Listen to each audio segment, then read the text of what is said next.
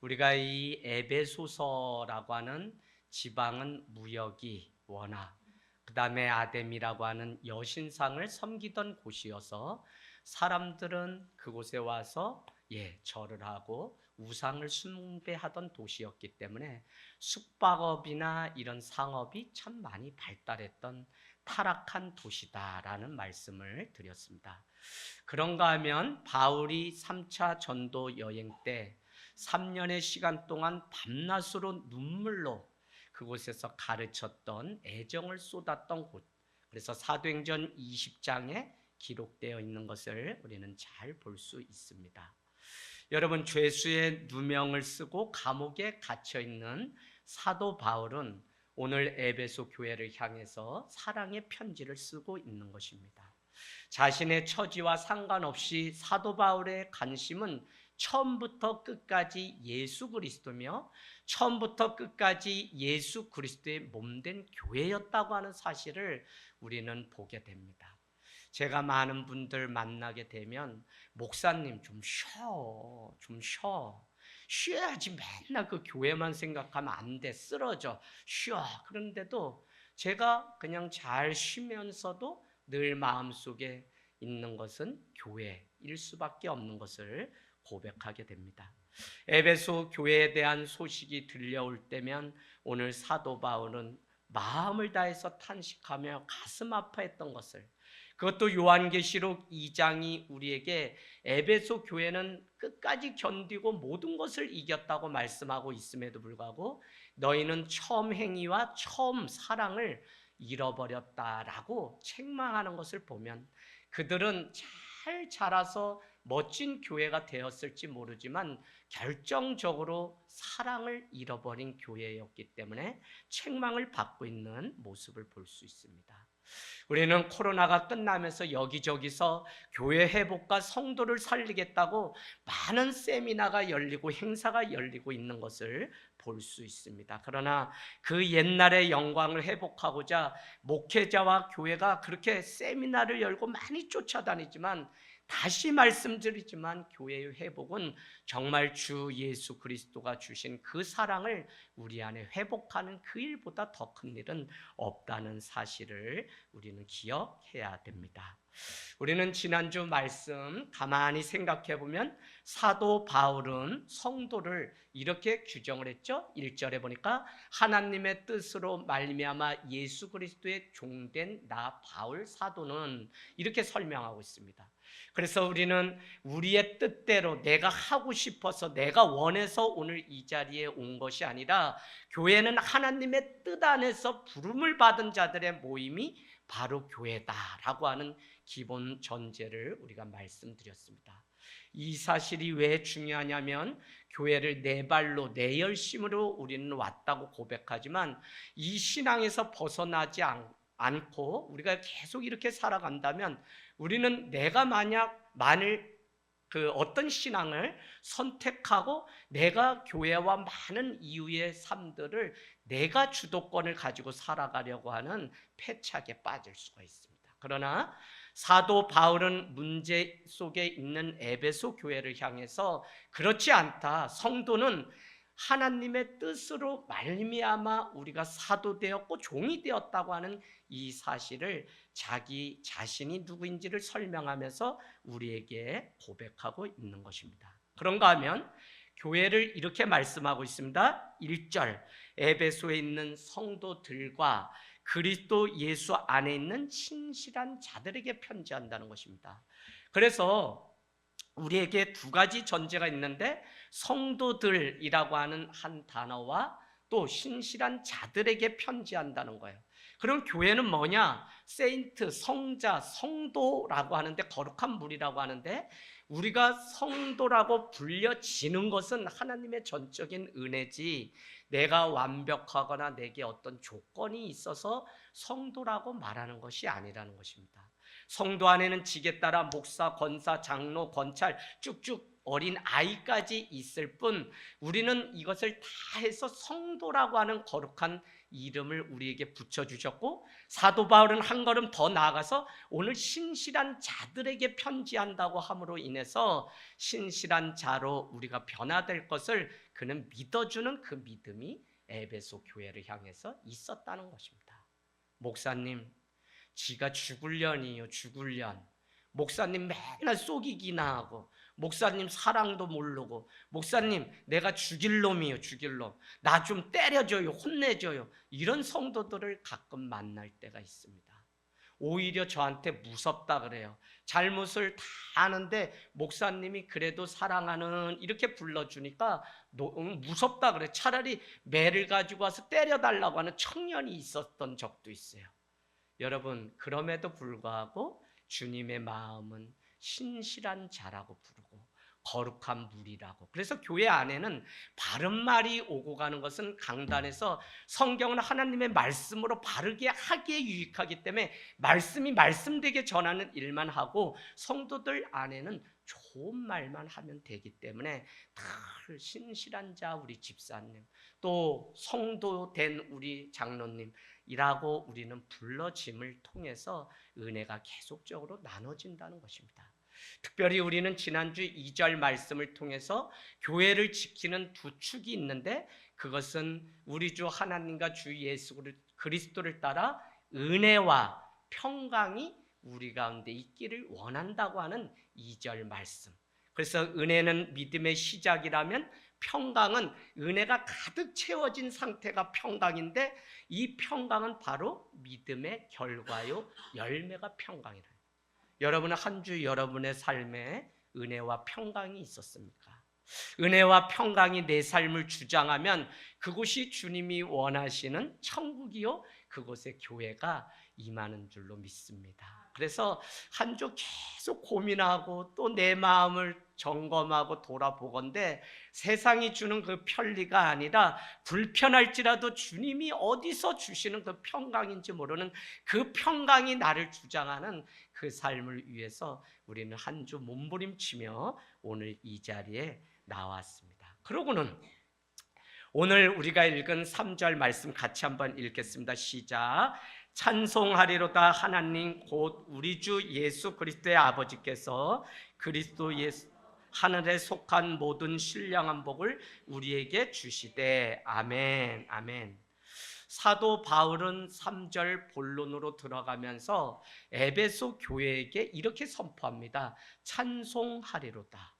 여러분, 오늘 사도 바울이 어디 있다 그랬어요? 옥중에 있는데, 우리는 만약에 사도 바울이 우리에게 찬송하세요, 찬송하세요 라고 얘기하면 100이면 100명 다 이렇게 얘기할 겁니다. 아니, 자기도 옥중에 갇혀서 저렇게 죽을 꼽이고, 아니 쌀이 없어서 먹을 게 없다면서 매일 교회만 찾아가고 아버지 아버지 그런다고 뭐가 생겨? 라고 하면서 찬송은커녕 나가서 일이나 해라 라고 폄하를 할 거예요. 오늘 옥중에 있었던 사도 바울은 에베소 교회를 향해서 그럼에도 불구하고 그 현상과 처지와 상관없이 성도와 교회가 해야 될 마땅한 것은 찬송이라고 하는 사실을 우리에게 가르쳐 줍니다. 여러분, 율루게투스라고 하는 이 찬송이라고 하는 것은 사람이나 우상에게가 아니라 오직 살아계신 하나님께만 붙였던 단어가 찬송이라고 하는 유일한 단어입니다.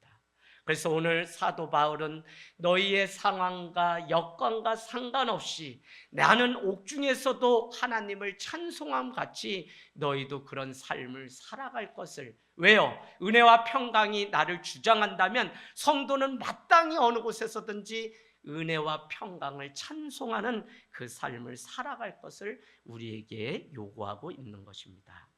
아무것도 아닌 자에게 값없이 하늘에 속한 모든 신령한 복을 주셨다는 사실 때문에 오늘 그는 내 손에 쥔 것이 아무것도 없고 모든 삶이 속은 것 같고 손해본 것 같고 또 내 앞에 놓여있는 험한 다리가 놓여있을지라도 오늘 3절은 나는 하늘에 속한 모든 신령한 그 복을 받은 자이기 때문에 하나님 앞에 찬송한다라고 하는 이유를 말씀하고 있습니다. 여러분, 이 사실을 믿나요? 이 사실을 모르면 성도는 평생 세상의 것을 구하고 부자로 살고 뭘 더 얻는 것에 관심 갖고 전혀 하나님과는 상관없는 삶을 우리가 살아가기 때문에 코로나 기간에 많은 교회가 무너진 데는 누가 잘못도 아니고 잘못 가르친 목회자, 잘못 배운 성도, 잘못된 길을 가는 우리에게 있습니다. 그 중에 첫 번째가 찬송의 이유가 뭐냐면 3절은 신령한 모든 복을 이미 우리에게 주신 것에 대해서 우리는 찬송을 해야 된다는 것입니다.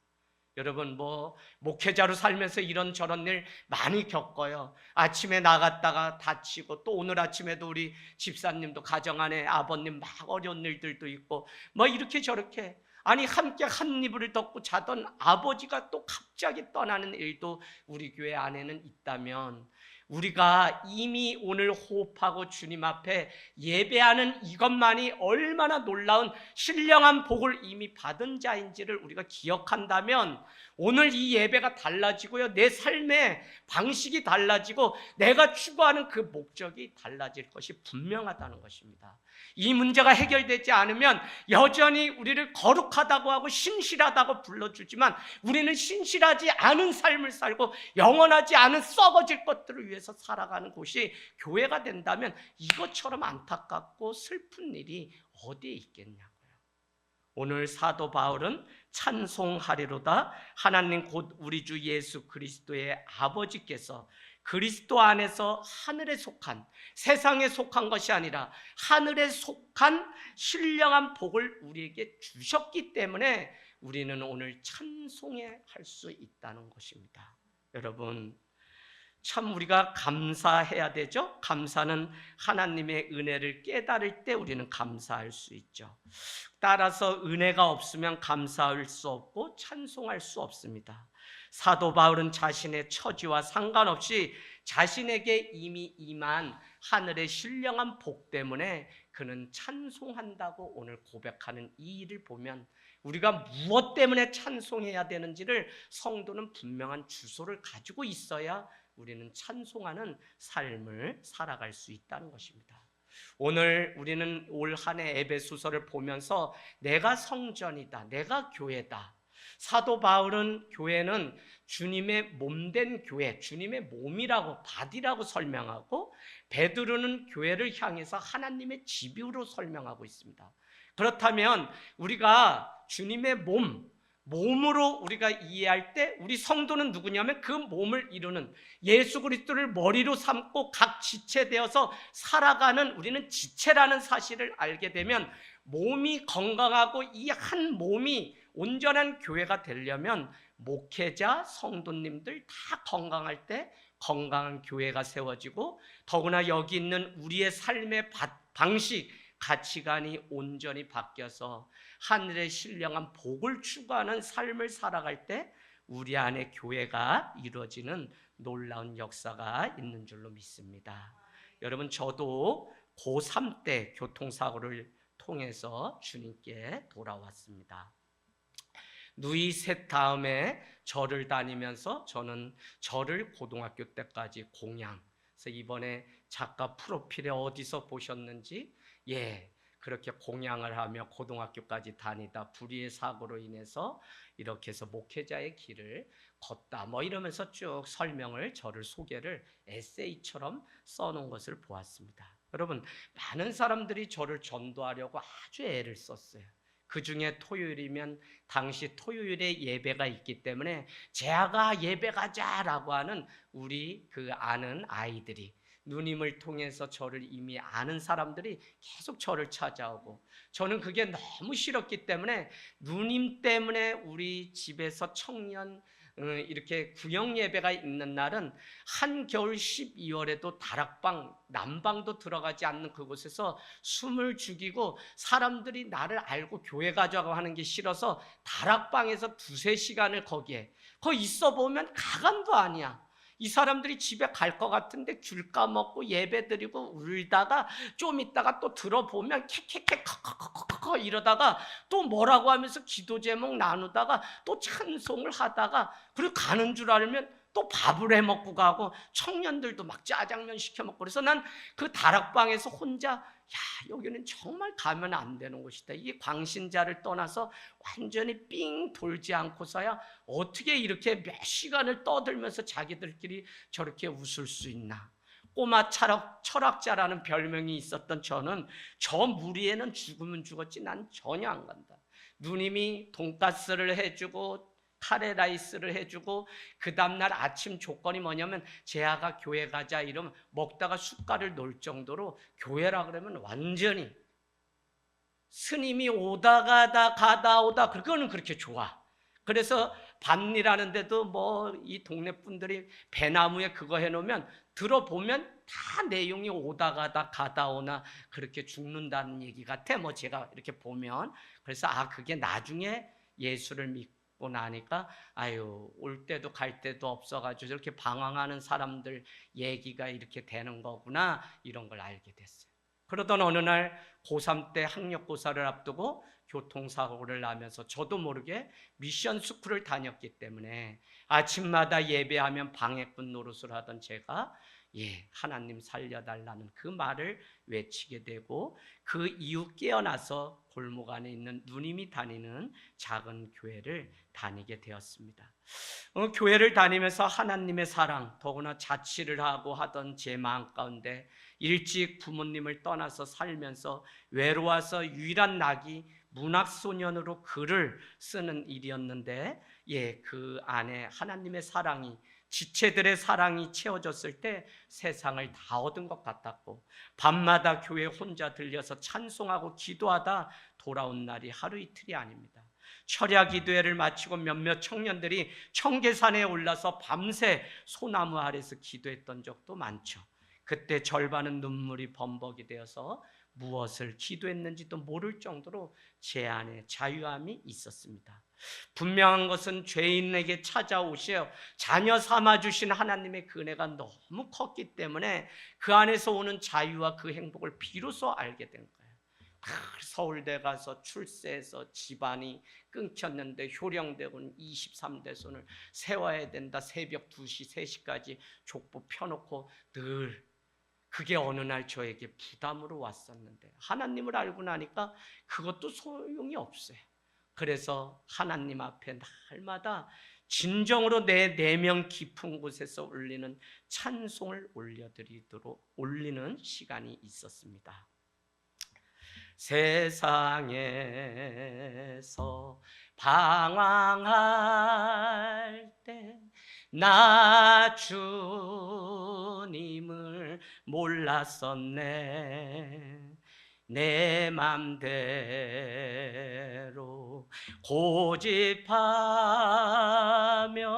온갖 죄를 저질렀네. 예수여 이 죄인도 용서받을 수 있나요? 벌레만도 못한 내가 용서받을 수 있나요? 가수입니다. 제가 불렀다 하면 기타 잡았다면 벌써 여럿 울었어요. 저는 설교하다 찬양을 부르는 걸 너무 싫어해서 아마 처음 제가 불러보는 것 같아요. 이경 목사님은 잘 아시지만 제 처음 이 찬양이 그렇게 막 가슴을 치면서 이 벌레만도 못한 20살짜리 청년이 그렇게 주님을 만나고 내 삶을 어떻게 해서든지 주님 앞에 드리고 싶은 그 마음이 샘솟는 것이 있었어요.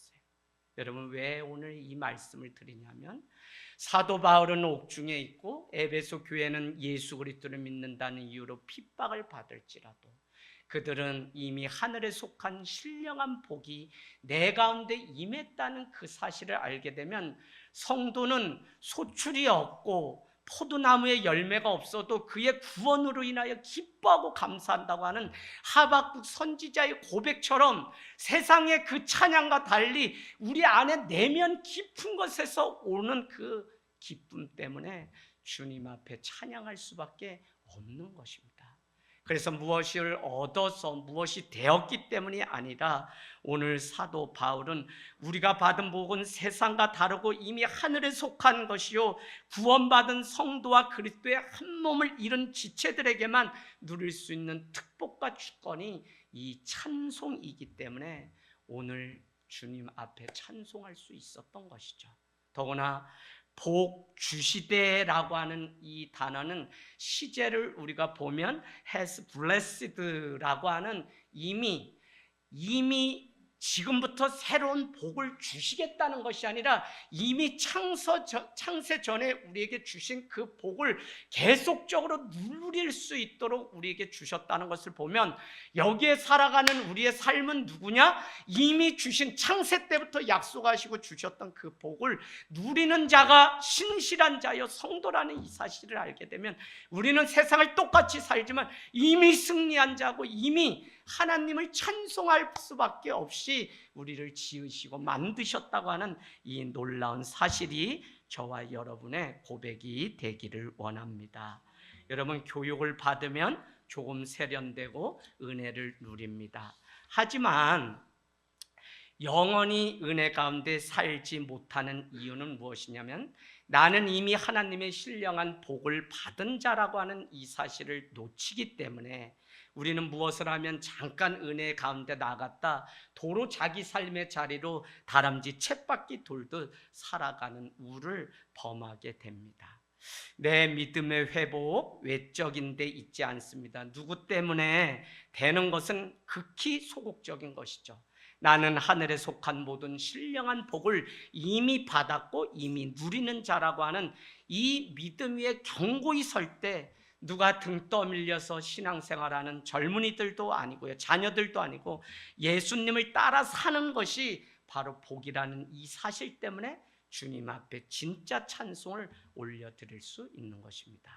4절 말씀 가볼까요? 곧 and 그것은 뭐냐면 3절에 설명했던 것을 재차 설명하니까 같은 문맥으로 이어지고 있는데 4절 같이 읽겠습니다. 시작.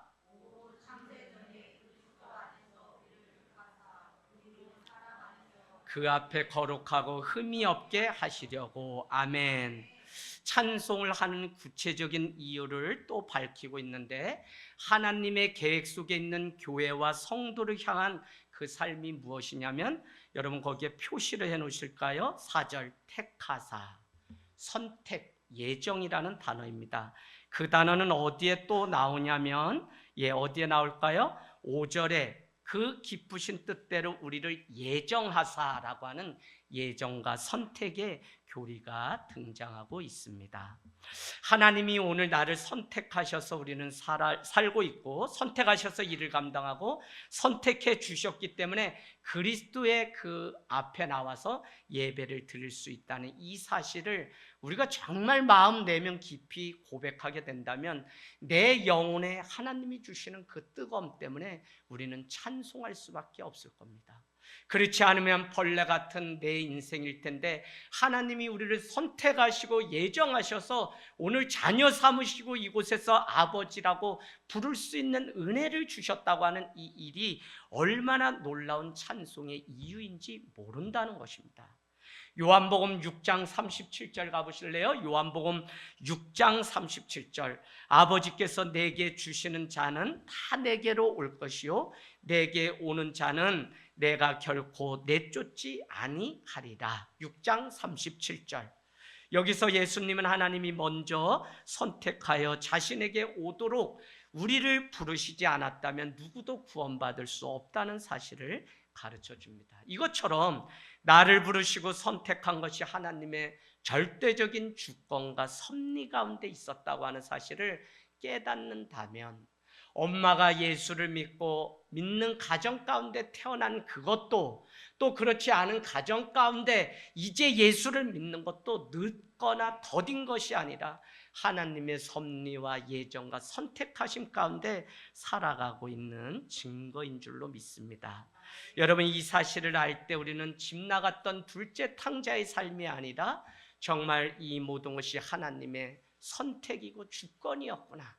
내가 오늘 이곳에서 하나님의 사랑을 누리도록 나를 부르신 것이 하나님의 뜻이었구나라는 사실을 알기 때문에 우리는 이미 하늘에 속한 신령한 복이 바로 우리를 선택하시고 예정하신 이 사실임을 우리는 알고 승리 가운데 한 걸음씩 더 나아가는 삶을 살 수 있다는 것입니다. 2024년도 여러분 좀 작정하시고 조국 교회가 다시 건물로서 교회가 아니라 정말 그리스도의 몸된 교회가 좀 회복되고 우리 안에 회복을 넘어 이제 사랑이 나눠져서 이 사랑이 우리 안에서만 하늘 땅 교회 안에서만 아니라 세상 가운데 드러내고 나주고 담장을 뛰어넘는 사랑으로 승할 수 있기를 주님의 이름으로 축복합니다. 여러분 하늘 땅 교회 교인으로 만족하지 말고 하나님의 백성으로 사셔야 됩니다. 이재양 목사님의 제자가 아닙니다. 여러분은 주님의 제자로 승리할 때 430년 뺑뺑이를 돌아도 결국 구원의 여정을 향해 하나님 저 천국 저 백성으로 우리의 삶의 예정대로 선택대로 구원 얻는 백성이 될 줄로 믿습니다. 요한복음 15장 16절 한번 가보세요. 선택을 이렇게 설명합니다. 요한복음 15장 16절.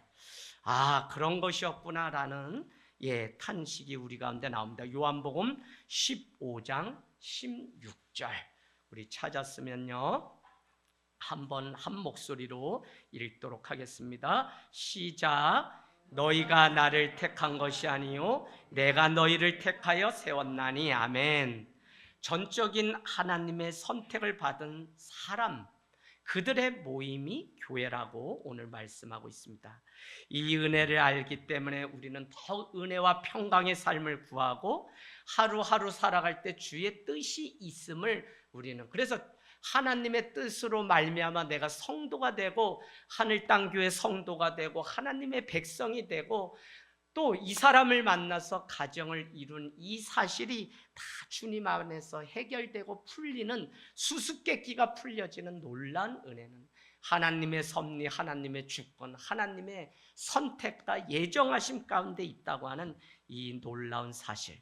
그러면 우리는 주님 앞에 늘 순종하며 따라가죠. 가령 내 삶에 도저히 이해가 되지 않아요.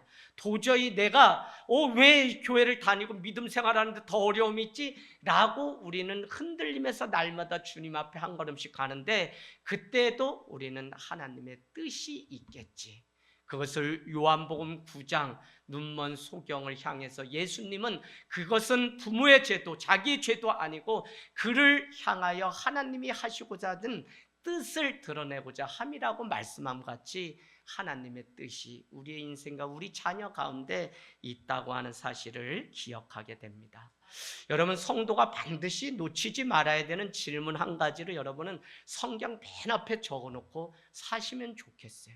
그 중에 한 가지 질문이 무엇이냐면 너 세상에서 뭐하다 왔노? 라고 주님은 반드시 우리에게 물으세요. 그때 가서 머리를 긁으면 이미 늦고요.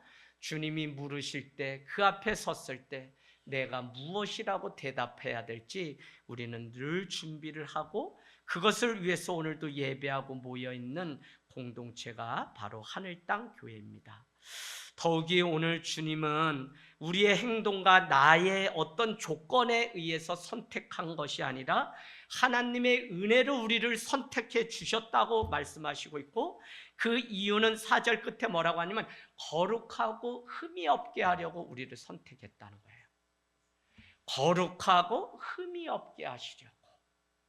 여러분, 이 사실이 아무것도 아닌 것 같지만 제가 주님을 처음 만났을 때 제 안에 해결되지 않는 많은 문제, 제가 여러분이 볼 때는 착한 사람 같고 그렇지만 저도 그냥 부모님 없이 누나랑 살던 유년 시절에는 똑같은 삶을 다 살던 자입니다. 제가 술 끊는 이야기를 했나요? 술 좋아하던 사람입니다. 물론 사회 나가서 술을 하지 않으니까 목사 같아 라고 하는 별칭을 얻었지만 저는 이미 초등학교 때부터 일을 하면 막걸리 한 잔씩은 받아다 먹고 또 그 막걸리를 받아다 주지 않으면 일을 하지 않는 누님들의 좋은 전통 때문에 저도 모르게 막걸리 한 잔은 기본으로, 그래서 엄마가 밥 먹어라 라고 부르는 그 말에 찾아가다가 뒤로 자빠져 호박을 깨고 난 뒤로 술을 끊었어야 되는데 그게 이미 맛을 들여서 또 사람들이 시원하다 달달하다라고 하는 그 말 때문에 막걸리를 한 말씩 먹던 사람이에요. 또 중고등학교 가서 시골의 모처럼 객지에서 유학하다 가면 이미 저보다 친구들은 원주로 학교를 갔다가 얘네도 외로우니까 노인정 할아버지들 또 이런 분들하고 이미 막걸리를 대작할 정도로 애들이 거의 뭐 저보다 더. 그러더니 어느 날 경을 소주를 가지고 와서 경기를 가지고 와 타라 그래서 탔더니 그 뒤에 자루 속에 지네 키우던 닭 몇 마리가 있어서 이거 뭐 하려고 했더니 그냥 경을 쇠줄을 까고는 닭 털이나 뽑으라 그래서 뽑았더니 그날 밤에 그냥 3마리 없어지고 막 괴짝으로 없어지고 술이 만취가 돼서 아랫가게 가서 아저씨한테 내 더 사올게 이러다가 새벽 버스가 가는데 그 길바닥에 쓰러져 누워 있었던 적이 다 있었다. 하루는 가만히 탈이 나가지고 누워있는데 밤새도록 부모님이 동네 장례식을 치르고 돕고는 새벽에 소 염을 주려고 오셨는데 제가 배가 아프고 뭐 막 이러니까 그냥 아버지가 뭐라 그러시냐면 제가 돌림병에 걸렸나 봐 제 아기 죽 좀 써주구려 그러는데 그 말이 제 마음 가운데 얼마나 크게 들리는지 내가 불효자식이구나 불효자식이구나 내가 이거 끊어야 되겠다. 내가 부모님 눈에 이렇게 불효자식. 그래서 여러분 너 같은 거 왜 낳냐 막 이걸로 사람 바뀌는 게 아니라 아유 저 아들이 돌림병이 돌았나 본데 죽 좀 써주구려 그 말 때문에 제가 부모님께 이렇게 살면 안 되겠다 하고 그냥 그날부터 기도하면서 어느 날 성령님이 그래도 또 올라오면 토요일날 예배 끝나고 청년들 딱 하고 나면 뭐 그냥 뜨거워요. 한편으로는 믿음이 뜨거워요. 그런데도 몇 명의 애들이 뭐해 그러면 뭐 한다 그러면 여기 시청 어딘데 좀 들려 그러면 시청에 가다 안 들린다 나 안 들려 안 들린다고 아유 누가 너 뭐 그래 너 교회 다니는 거 이제 알아. 그럼 가면 거기 또 한여름에 씨앗이가 딱 생맥주에 그냥 거품이 샤샤샤 그러면 그냥 앉아서 저도 모르게 혀를 다시고 있으면 그냥 왜 먹어볼래? 그러면 이미 들어가서 500을 먹은 게 아니라 1000을 먹고 있으니 이게 사람이 우리 의지는 안 돼요. 그러더니 어느 날 하나님이 정말 이 술을 세게 하셔서 그냥 단번에 끊게 하시는 일들이 제 안에 있었습니다. 여러분 우리가 거룩하고 흠이 없게 살고 싶죠. 그러나 지난날의 그 죄악된 모습을 어떻게 지울 수 없어서 괴로워하는 것이 우리의 인생. 사람을 죽였다고 하나 50년을 살고 10년을 구형을 받아 살았다고 해도 그건 세상이 정해놓은 값을 치렀을 뿐이지 여전히 내 안에 죄책감과 수치심 때문에 인생을 포기하는 사람들은 너무 많은 것을 보면 주님이 우리를 찬송하게 하시고 신령한 복을 주신 이유는 거룩하고 흠이 없게 하시려고 우리를 더 나아가서 이 말씀을 우리 5절 한번 가볼까요? 5절은 이렇게 말씀합니다. 이는 그가 사랑하신 자 안에서 우리에게 거저 주시는 바 아니죠 5절 그 기쁘신 뜻대로 우리를 예정하사 예수 그리스도로 말미암아 자기의 아들들이 되게 하셨다라는 것입니다. 여러분 이전 것은 다 지나가고 새 것이 되었다. 새로운 삶에 대한 갈망이 있다면 바로 우리는 예수 그리스도의 아들이 되면 되는 거예요. 오늘 입양이라고 하는 성경적 구절이 오늘 5절에 있어요. 하나님의 아들들이 되게 하시도록 우리를 입양해 주신 자들이 바로 성도고 우리라는 것입니다. 아닌데 우리를 거룩하고 흠이 없게 하시려고 하나님이 당신의 자녀로 우리를 삼아주시고 입양해 주신 이 사실이 얼마나 놀라운지 몰라요.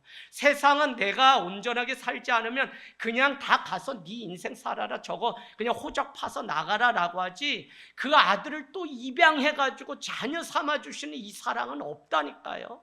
우리가 어떤 존재라 그랬어요? 내가 얼마나 나쁜 존재라고요? 예수 그리스도가 죽어야만 되는 존재가 나라니까요. 내가 얼마나 복된 존재라고 했습니까? 예수 그리스도가 죽어줘야 내가 할 정도로 복된 존재라. 그래서 복음은 양면에 칼이 있는데 나는 죄인인 동시에 하나님이 의인으로 그 과정 가운데는 하나님의 아들들이 되게 하는 입양의 과정이 있을 때, 그래서 온전히 하나님의 아들로 살아가기로 작정하는 이것이 우리 삶 가운데 너무 중요해요. 이게 돼야만 우리는 거룩하고 흠없는 자리로 나갈 수 있는데, 우리가 이게 되지 않으니까 날마다 세상에 한 발을 기웃거리고 사니까 넘어지고 무너지는 인생을 살아가는 것을 봅니다. 여러분, 거룩하고 흠이 없게 하시는 하나님의 그 은혜, 우리는 육적인 다 존재죠. 그래서 다 죽으면 흙으로 가요. 그러나 하나님의 아들이 되어서 영적인 존재로 거듭나게 되면 그를 그냥 세상 사람, 자연인이라고 부르지 않고 신앙인이라고 부른다는 것입니다. 하나님이 인정해 주시는 믿음의 사람이 될 때 우리는 정말 세상을 또 다른 삶을 살아가는 은혜가 있는 줄로 믿습니다. 여러분, 오늘 옥중에서 찬송하라고 외치는 사도 바울은 핍박으로 인해서 고통 가운데 있는 에베소 교회를 향해서 말씀하고 있는 것입니다. 너희는 사랑하신 자 안에서 우리에게 거저 주시는 그 은혜와 영광을 찬송하게 하려고 부름받은 존재가 교회고 성도라는 거예요. 교회라고 할 때 우리는 성도가 교회고 내가 교회인 줄 우리는 다 믿기 때문에 교회하면 바로 나를 지칭하는 말이에요. 내가 누구라고 말한다고요? 너희는 사랑하는 자 안에서 우리에게 거저 주시는 게 뭐예요? 은혜죠. 거저 주시는 그 은혜와 영광을 찬송하게 하려고 부름받았기 때문에 우리에게 찬송할 것을 사도 바울은 가르치고 있습니다. 여러분, 이미 주님 주신 은혜로 우리는 찬송할 이유가 충분하고요. 또 무엇이 있어야 찬송하지 않고, 우리는 오늘 이 자리에 내가 오고 싶어서 온 것이 아니라 하나님이 값없이 그 은혜와 평강 가운데 삼아 주심으로 인해서, 그래서 교회는 오늘 이 고백이 온전해질 때 누가 가르쳐서가 아니라, 이제는 누가 사랑을 줘서도 아니고 주님 앞에 나의 존재가 이런 존재임을 깨닫고 승리하게 되는 거죠. 3절 말씀 다시 봅니다. 3절 말씀, 하늘에 속한 모든 신령한 복, 거기에 여러분 꼭 표시해 놓으세요. 신령한 복. 4절 봅니다. 4절에는 하나님은 우리를 선택하시고 더 중요한 것은 거룩하고 흠이 없게 하셨다는 것입니다. 누가요? 교회가, 성도가. 5절 말씀 보겠습니다. 그 기쁘신 뜻대로 우리를 예정 섭리 가운데 자기의 아들로 입양받은 사람들이 교회다. 6절 보겠습니다. 이 모든 것은 사랑하시는 자 안에서 먼저 은혜로 주셨기에 우리는 하나님 앞에 찬송하고 찬송케 하려고 우리를 오늘 불러서 교회가 교회되게 했다는 것입니다. 제가 주중에 여러분 밴드에 많은 소식이 올라갑니다. 여러분이 그냥 사랑한다고만 표현하지 마시고, 제가 지난주에도 붕해를 갔는데 그 교회가 세워지는 계기가 됐어요. 청년들이 막 은혜 받더니 막 10명이 모였던 청년들이 20명, 30명. 그래서 목사님 오늘 오셔서 정말 감사한데 낮 예배 때 간증하는 젊은이들 고백을 들었으면 좋겠어요. 전 다녀와서 쓰임 받았다니까 너무 감사해요. 근데 목사님이 사랑이 너무 많으세요. 그런데 한국 교회도 사랑하는데 문제는 뭐냐면 어떻게 사랑해야 되는지 모르는 게 문제예요. 그래서 하늘땅교회가 어떻게 사랑을 우리 안에 먼저 지켜가며 1인 1사역, 또 공동체 릴레이 금식기도회, 부족하지만 그 사랑을 어떻게 서로가 지체됨을 확인하면서 걸어가고, 또 서로가 모든 성도가 밥을 준비해서 같이 먹는지, 이런 샘플 몇 가지만 책에 이번에 실어놓고 앞에는 다 이론과 철학이 들어가는 책입니다. 그래도 그냥 누구나 읽을 수 있게 편하게 썼는데 그 내용의 일부를 알렸는데, 목사님이 다 번아웃 때 지치셨다가 목사님 결국은 제가 먼저 회복돼서 성도를 정말 사랑해야 되겠다라고 하는 마음이 들어서 설교를 듣고 그래서 50분 설교해달라는데 2시간 반이 갔는지도 모를 정도로 성도들이 11시까지 떠나질 않아서 저녁 8시 집회인데 11시에 끝났는데, 끝나고도 그냥 떠나지 않고 그 자리에서 기도하는데, 사모님이 때마침 집사람이 갔다가 막 시계 보고 난리가 났는데, 나는 집사람도 안 보이고 또 저 멀리 시계 바늘이 안 보여서 1시간 늦게 봤어요. 그래가지고 아유 오늘 좀 많이 했구나 하고선 10시 반에 끝났나 했더니 11시가 벌써 넘었어요. 그래서 목사님 했더니 아닙니다. 저희 살려주셔서 감사하고 성도들 안에 뭔가 같이 다시 해보자고 마음이 모아져서 너무 목사님 코로나 이후에 다 떠나고 힘들었는데 감사합니다 라고 해요. 여러분 정말 주님의 몸된 교회 이 건물 사랑하는 게 아니라 우리가 교회죠. 우리가 지체가 교회죠. 서로가 서로 사랑해서 서로 교회되고 서로 교회되어가는 이 과정을 통해서 그래서 그 가운데서도 우리 집사님 병원 가시고 또 누구는 이런 문제 그래도 그 일들이 다 주 안에서 해결돼서 오늘 주 앞에서 예배할 수 있는 이것이 얼마나 아름다운지. 여러분 교회 다닌다고 교회하는 거 아니고요. 또 사도신경이나 주기도문을 애운다고 믿음 있는 거 아닙니다.